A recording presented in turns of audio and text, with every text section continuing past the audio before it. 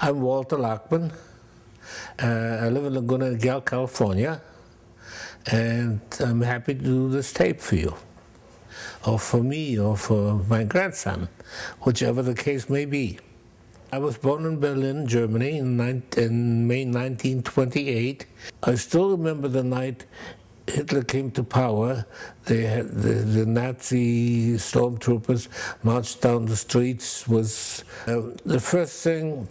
Now, you know, I really wasn't at that point personally affected, but I do remember dinner table conversations, and the first thing that gradually, it was like a noose that kept tightening and tightening and tightening. The first step was that Jewish people could no longer work for the government. Then Jewish attorneys could no longer represent non-Jewish clients. Jewish physicians could no longer care for non-Jewish patients.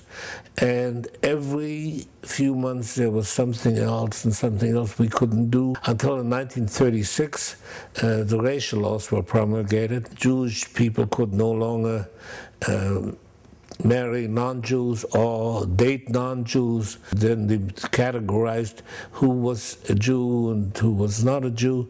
People who and it had nothing to do with your religion. I mean, whether you'd converted or your father had converted to Protestantism or Catholicism had nothing to do with it.